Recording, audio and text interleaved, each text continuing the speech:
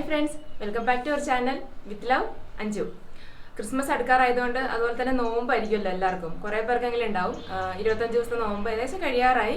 എന്നാലും എല്ലാവർക്കും ചോറ് തിന്നാനൊക്കെ ഭയങ്കര മടിയായിരിക്കും, മീനും ഇറച്ചിയൊന്നും ഇല്ലാണ്ട്. അതുകൊണ്ട് ഇന്ന് ഉണ്ടാക്കാൻ പോകുന്നത് മഷ്റൂം ബിരിയാണിയാണ്. അപ്പം മഷ്റൂം ഒക്കെ ഉണ്ടെങ്കിൽ കുറച്ചുകൂടി ഇൻട്രസ്റ്റ് ആയിരിക്കുമല്ലോ നമുക്ക് കഴിക്കാൻ. മഷ്റൂം ബിരിയാണി അത്യാവശ്യം എളുപ്പത്തിൽ തയ്യാറാക്കാം. നല്ല ടേസ്റ്റി ആയിട്ടുള്ളൊരു ബിരിയാണിയാണ്. പിന്നെ ഞാൻ ഓൾറെഡി മഷ്റൂം വെച്ചിട്ടുള്ള കുറേ റെസിപ്പികൾ ഇട്ടിട്ടുണ്ട്. അത് ഞാൻ ഡിസ്ക്രിപ്ഷൻ ബോക്സിൽ ചേർക്കാം. അതുപോലെ മഷ്റൂം ക്ലീൻ ചെയ്യാൻ ആർക്കെങ്കിലും അറിയത്തില്ലാത്തുണ്ടെങ്കിൽ അത് ഞാൻ ഓൾറെഡി വീഡിയോ ചെയ്തിട്ടുണ്ട്. കുറേ പേര് കണ്ടിട്ടുണ്ട് അത്. അപ്പോൾ അതും കൂടി ഞാൻ ഡിസ്ക്രിപ്ഷൻ ബോക്സിൽ ഇടാം. അപ്പം മഷ്റൂം ബിരിയാണി എങ്ങനെയാണ് തയ്യാറാക്കുന്നത് നമുക്ക് നോക്കാം.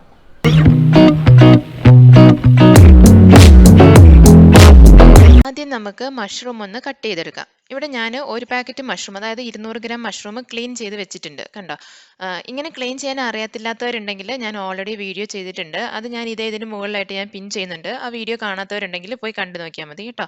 അപ്പോൾ ഞാൻ എങ്ങനെയാണ് ക്ലീൻ ചെയ്യുന്നതെന്ന് കാണിക്കുന്നില്ല, പക്ഷേ ഇത് കട്ട് ചെയ്യുന്നത് എങ്ങനെയാണെന്ന് കാണിക്കാം. കാരണം നമ്മൾ മഷ്റൂം ബിരിയാണിക്ക് വേണ്ടിയിട്ട് വേറെ രീതിയിലാണല്ലോ കട്ട് ചെയ്യുക. എല്ലാത്തിനും ഒരുപോലെ ആയിരിക്കില്ല കട്ട് ചെയ്യുന്നത്. ഇത് ഞാനിങ്ങനെ നീളത്തിലാണ് കട്ട് ചെയ്യുന്നത്. നീളത്തിൽ എന്ന് പറഞ്ഞിട്ടുണ്ടെങ്കിൽ തണ്ട് സെപ്പറേറ്റ് ചെയ്യുന്നില്ല, അങ്ങനെ തന്നെ വെച്ചിട്ട് ഇങ്ങനെ കുറച്ച് വലുതായിട്ടാണ് കട്ട് ചെയ്തെടുക്കുന്നത്. അപ്പോൾ മഷ്റൂം ബിരിയാണിയിൽ നമുക്ക് അവിടെ ഇവിടെയായിട്ടൊക്കെ മഷ്റൂം കിടക്കുന്നത് ഇങ്ങനെ മഷ്റൂം അല്ലെങ്കിൽ വെന്ത് കഴിയുമ്പോൾ ഒന്നും കൂടി ഒന്ന് ചുരുങ്ങി പോകുമല്ലോ.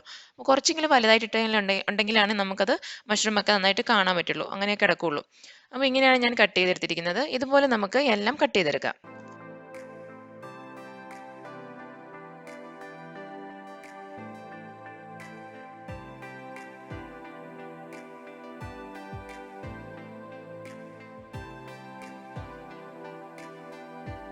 അടുത്തതായിട്ട് നമുക്ക് 1.5 ടീസ്പൂൺ കസ്കസും അതുപോലെ തന്നെ ഒരു 5-6 കാഷ്നട്ടും കൂടി ഒന്ന് വെള്ളത്തിലിട്ട് കുതിരാൻ വെക്കണം.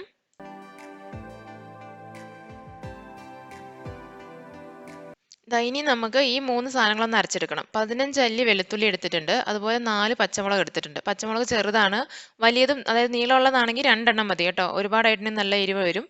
പിന്നെ ഒരു ഇഞ്ച് കഷ്ണം ഇഞ്ചി എടുത്തിട്ടുണ്ട്. ഇത് മൂന്നും കൂടെ നന്നായിട്ട് നമുക്ക് മിക്സിയിൽ ജാറിലിട്ട് നല്ല പേസ്റ്റ് ആയിട്ട് അരച്ചെടുക്കാം.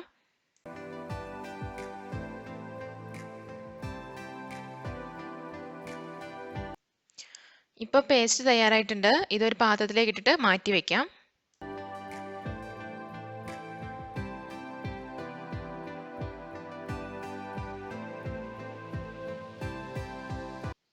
ഇനി നമ്മൾ അതായത് മഷ്റൂമിൻ്റെ മസാല തയ്യാറാക്കാൻ വേണ്ടിയിട്ടുള്ള ഒണിയൻ കട്ട് ചെയ്യുകയാണ്. 3 സവാളയാണ് ഞാൻ എടുത്തിരിക്കുന്നത്. ചെറുതായിട്ട് നന്നായിട്ട് സ്ലൈസ് ചെയ്തെടുക്കുക.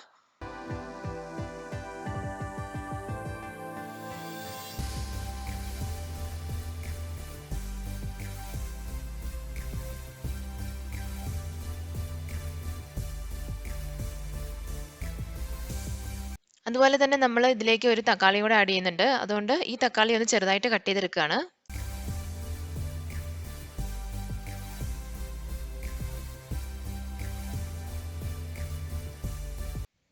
ഇപ്പം നമ്മുടെ കസ്കസും കാഷ്നട്ടും കൂടെ വെള്ളത്തിലിട്ട് വെച്ചിട്ട് ഏകദേശം ഒരു അരമണിക്കൂറായിട്ടുണ്ട്. ഇനി ഇത് നന്നായിട്ടൊന്ന് അരച്ചെടുക്കാൻ പോവാണ്. ഒന്ന് കുതിർത്താൽ മാത്രമാണ് ഈ കസ്കസ് നന്നായിട്ട് അരഞ്ഞു കിട്ടുള്ളൂ, അല്ലെങ്കിൽ കുറച്ച് ബുദ്ധിമുട്ടാണ് അരയാൻ വേണ്ടിയിട്ട്. പിന്നെ കാഷ്നട്ടും കൂടി ഉള്ളത് കൊണ്ട് കുറച്ചുകൂടെ എളുപ്പത്തിൽ അരഞ്ഞു കിട്ടും. തനിയെ അരയ്ക്കാനാണെങ്കിൽ നല്ല ബുദ്ധിമുട്ടാണ്. അപ്പോൾ നന്നായിട്ട് ഇത് നല്ല പേസ്റ്റായിട്ട് അരച്ചെടുക്കണം. നല്ല പേസ്റ്റായിട്ട് അരച്ചെടുക്കണം, ഒട്ടും തരി ഉണ്ടാവാതെ അരയ്ക്കാം. അപ്പോൾ ഇത് മിക്സിയിൽ ജാറിലിട്ടിട്ട് അരയ്ക്കാൻ പോവാണ്.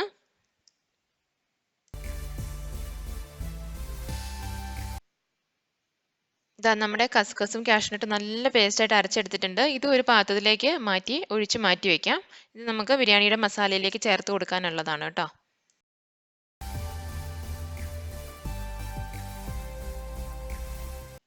ഇനി നമുക്ക് ബിരിയാണിയുടെ ചോറ് തയ്യാറാക്കാം. ഈ ഒരു സ്റ്റീൽ ഗ്ലാസ്സിന് 2 ഗ്ലാസ് അരി അരമണിക്കൂർ വെള്ളത്തിലിട്ട് കുതിർത്ത് കഴുകി വാരി വെച്ചിരിക്കുന്നതാണ് ഈ കാണുന്നത്, വെള്ളമൊന്നും ഇല്ലാണ്ട്. അപ്പോൾ ഇനി കുക്കറിലാണ് ഞാൻ ചോറുണ്ടാക്കുന്നത്. അപ്പോൾ ഇനി അത് തയ്യാറാക്കാം. ഇപ്പോൾ ഒരു കുക്കർ ഞാൻ അടുപ്പിൽ വെച്ചിട്ടുണ്ട്. നന്നായിട്ട് ചൂടായി വന്ന ശേഷം ഇതിലേക്ക് എണ്ണ ഒഴിച്ചു കൊടുക്കണം. ഞാനിവിടെ 1 ടീസ്പൂൺ നെയ്യാണ് ഇപ്പോൾ ആദ്യം ചേർത്ത് കൊടുക്കുന്നത്. അതുപോലെ തന്നെ 1/2 ടീസ്പൂൺ വെളിച്ചെണ്ണയും കൂടി ചേർത്ത് കൊടുക്കുന്നുണ്ട്. അപ്പോൾ അത്രയും എണ്ണ മതി നമുക്ക്. ബാക്കി നമ്മൾ മഷ്റൂം മസാല തയ്യാറാക്കുമ്പോൾ അതിലും കുറച്ച് എണ്ണയൊക്കെ ചേർക്കുന്നുണ്ട്. അപ്പോൾ അത് ബിരിയാണിക്ക് ധാരാളമാണ്. അപ്പോൾ 1/2 ടീസ്പൂൺ വെളിച്ചെണ്ണയും കൂടെ ചേർത്ത് കൊടുക്കുകയാണ്. തണുപ്പായതുകൊണ്ടാണ് ഇങ്ങനെ ഉറഞ്ഞിരിക്കുന്നത്. അപ്പോൾ എണ്ണയൊക്കെ ഒന്ന് ചൂടായി വന്നിട്ടുണ്ട്. ഇനി ഇതിലേക്ക് ഞാൻ ഒരു ബേ ലീഫ് ഇട്ട് കൊടുക്കുന്നുണ്ട്. അതുപോലെ ഒരു സർവ്വസുഗന്ധിയുടെ ഇല ചേർത്ത് കൊടുക്കുന്നുണ്ട്. പിന്നെ 2 ഏലക്ക, 2 ഗ്രാമ്പൂ, ഇത്രയാണ് ഞാൻ ചേർക്കുന്നുള്ളൂ. സർവ്വസുഗന്ധിയുടെ ഇലയൊക്കെ ഉള്ളത് കൊണ്ട് ഒരുപാട് ഇങ്ങനെ പട്ട, ഗ്രാമ്പൂ, ഏലക്ക അങ്ങനെ എല്ലാം ഒരുപാട് ചേർക്കണം എന്നില്ല. അപ്പോൾ ജസ്റ്റ് ഒന്ന് ഇളക്കി കൊടുത്തിട്ടുണ്ട്. ആ ഫ്ലേവറൊക്കെ ഒന്ന് ഇറങ്ങിയിട്ടുണ്ടാവും. അപ്പോൾ ഇനി ഇതിലേക്ക് ഞാൻ കഴുകി വാരി വെച്ചിരിക്കുന്ന അരി ചേർത്ത് കൊടുക്കാൻ പോവാണ്. അരി ഇട്ട് കൊടുത്തിട്ട് നമുക്ക് നന്നായിട്ടൊന്ന് ഇളക്കി കൊടുക്കണം. ഒരു 2, 3 മിനിറ്റ് ഒന്ന് ഫ്രൈ ചെയ്യുക, ഒന്ന് റോസ്റ്റ് ചെയ്യുക. അപ്പോഴാണ് നമുക്ക് പിന്നെ ആ അരി കുഴഞ്ഞൊന്നും പോകാണ്ടിരിക്കുകയുള്ളൂ. ഇനി ഈ ഗ്ലാസ്സിലാണ് ഞാൻ അരി എടുത്തിരിക്കുന്നത്. ഈ ഗ്ലാസ്സിൽ തന്നെ നമുക്ക് 2 ഗ്ലാസ് അരിക്ക് 3 ഗ്ലാസ് വെള്ളം ചേർത്ത് കൊടുക്കാം. അതായത് 1 ഗ്ലാസ് അരിക്ക് 1½ ഗ്ലാസ് വെള്ളം എന്നുള്ള രീതിയിലാണ് ചേർത്ത് കൊടുക്കുന്നത്. പിന്നെ ഞാൻ പറയാൻ മറന്നു, ഇത് ജീര സാമ്പാർ റൈസ് ആണ് കേട്ടോ. അപ്പം ഇങ്ങനത്തെ ബിരിയാണി റൈസുകൾക്കൊക്കെ 1 ഗ്ലാസ് അരിക്ക് 1½ ഗ്ലാസ് വെള്ളം എന്നുള്ള കണക്കിലാണ് നമ്മൾ ചേർത്ത് കൊടുക്കാറുള്ളത്. അപ്പം നന്നായിട്ടൊന്ന് വെള്ളം ഒഴിച്ച് മിക്സ് ചെയ്തിട്ടുണ്ട്. ഇനി ഇതിലേക്ക് ആവശ്യത്തിനുള്ള ഉപ്പ് ചേർത്ത് കൊടുക്കുകയാണ്. ഉപ്പ് ചേർത്ത് കൊടുത്തിട്ട് നന്നായിട്ടൊന്ന് മിക്സ് ചെയ്യുക. പിന്നെ കുറച്ച് നാരങ്ങാ നീരൂടെ ചേർത്ത് കൊടുക്കുന്നുണ്ട്. അപ്പം ഒരു പകുതി നാരങ്ങയുടെ നീരാണ് ഞാൻ ഇതിലേക്ക് പിഴിഞ്ഞ് ചേർത്ത് കൊടുക്കുന്നത്. എന്നിട്ട് നന്നായിട്ട് മിക്സ് ചെയ്തിട്ട് ഉപ്പൊക്കെ പാകത്തിനുണ്ടോ എന്ന് നോക്കിയിട്ട് നമുക്കിത് ക്ലോസ് ചെയ്ത് വെക്കാം. ഇനി ഇത് ക്ലോസ് ചെയ്ത് വെച്ചിട്ട് ഒരു വിസിൽ വന്ന ഉടനെ നമുക്കിത് ഓഫ് ചെയ്യാം കേട്ടോ. ഇപ്പം നമ്മളൊരു കടായി അടുപ്പിൽ വെച്ചിട്ട് കടായി ചൂടായപ്പോൾ അതിലേക്ക് 2½ ടേബിൾ സ്പൂൺ വെളിച്ചെണ്ണ ഒഴിച്ചു കൊടുത്തിട്ടുണ്ട്. ഇപ്പം എണ്ണ നന്നായിട്ട് ചൂടായി വന്നിട്ടുണ്ട്. ഇനി ഇതിലേക്ക് ഞാൻ കട്ട് ചെയ്ത് വെച്ചിരിക്കുന്ന ഉള്ളി ചേർത്ത് കൊടുക്കാൻ പോവാണ്.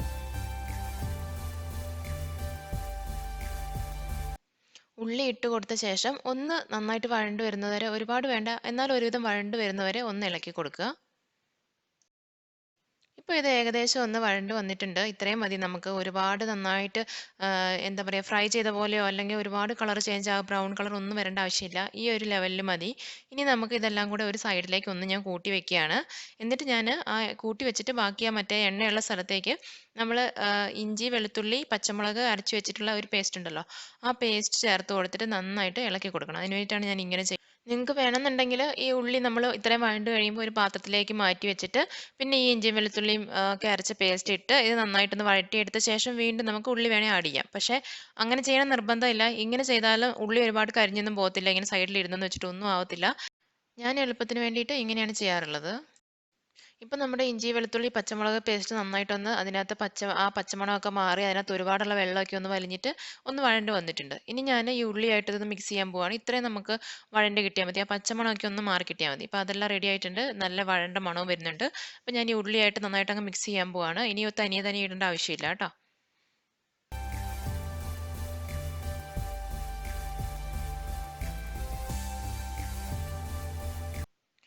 ഇനി ഇതിലേക്ക് ഞാൻ കട്ട് ചെയ്ത് വെച്ചിരിക്കുന്ന തക്കാളി ഉണ്ട്, അത് ചേർത്ത് കൊടുക്കുകയാണ്. ഒരു തക്കാളിയാണ്, അത് ചേർത്ത് കൊടുക്കുക.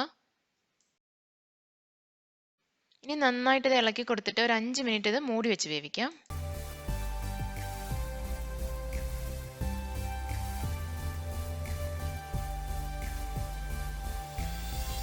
ഇപ്പോൾ ഒരു 5 മിനിറ്റ് ഒക്കെ കഴിഞ്ഞിട്ടുണ്ട്. ഇനി ഇത് ഓപ്പൺ ചെയ്ത് നോക്കാം. നമ്മുടെ തക്കാളിയൊക്കെ ഒന്ന് വഴണ്ട് വന്നോന്ന് അറിയണം. എന്നിട്ട് ബാക്കി നമുക്ക് മഷ്റൂം ഒക്കെ ചേർത്ത് കൊടുക്കാനുണ്ട്.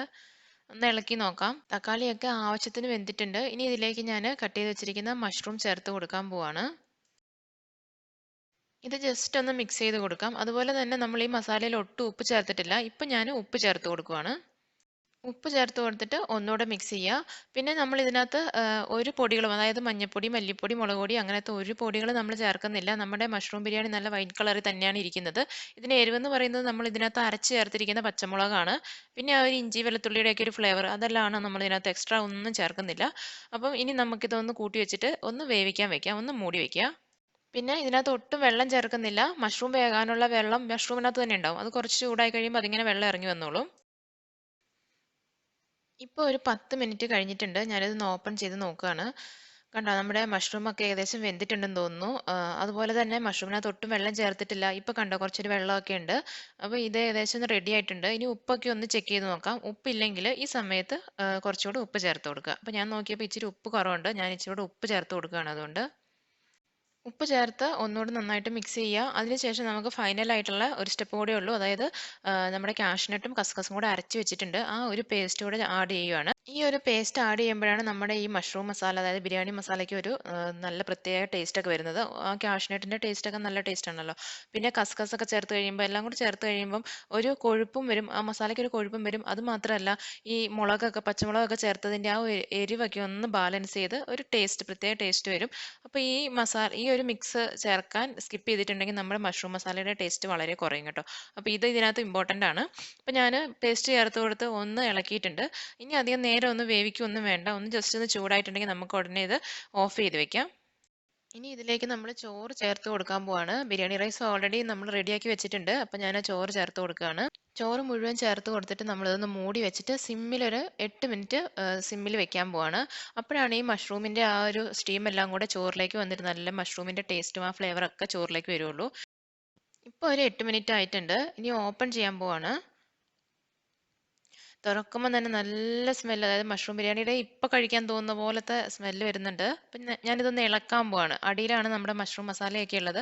അപ്പോൾ അതൊക്കെ ഫുള്ളായിട്ട് ബിരിയാണിയുടെ റൈസിലേക്ക് ഫുള്ളായിട്ട് വരുന്നത് പോലെ മിക്സ് ചെയ്യുക.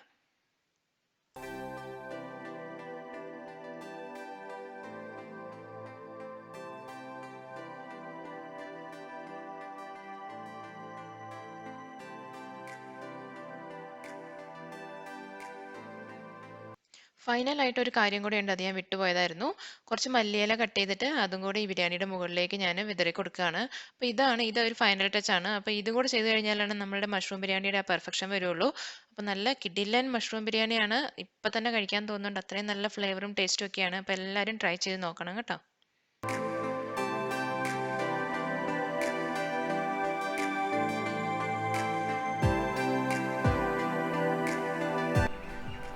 അപ്പോൾ എല്ലാവരും മഷ്റൂം ബിരിയാണി തയ്യാറാക്കി നോക്കണം കേട്ടോ. അതുപോലെ തന്നെ ഞാൻ കഴിഞ്ഞ വീഡിയോ പ്ലം കേക്ക് ഇട്ടിട്ടുണ്ടായിരുന്നു. അപ്പോൾ കാണാത്തവരുണ്ടെങ്കിൽ അതും കൂടെ പോയി കണ്ടു നോക്കുക. അതുപോലെ ക്രിസ്മസിൻ്റെ പ്ലം കേക്കൊക്കെ ഉണ്ടാക്കുക വീട്ടിൽ തന്നെ. അപ്പോൾ എല്ലാവർക്കും നല്ലൊരു ക്രിസ്മസ് ഞാൻ ഇപ്പോഴേ ആശംസിക്കുകയാണ്. പിന്നെ ചിലപ്പോൾ ഞാൻ ഒരു വീഡിയോയും കൂടെ കഴിഞ്ഞ ശേഷം പിന്നെ കുറച്ച് ലേറ്റായിട്ടായിരിക്കും ഒരു അടുത്ത വീഡിയോ ഉണ്ടാവുക. കാരണം നാട്ടിൽ പോവാണ്, ഒരു 10 ദിവസത്തെ ലീവ് ഉണ്ട്. അപ്പോൾ പിന്നെ 1-ാം തീയതി ഒക്കെ ആയിരിക്കും തിരിച്ചെത്തുക. അപ്പോൾ അതിനിടയ്ക്ക് പറ്റുവാണെങ്കിൽ വീഡിയോ ഇടാം, അല്ലെങ്കിൽ ചിലപ്പോൾ ഒത്തിരി ലേറ്റ് ആവും. അപ്പോൾ എല്ലാവർക്കും അഡ്വാൻസ് ഹാപ്പി ക്രിസ്മസ്.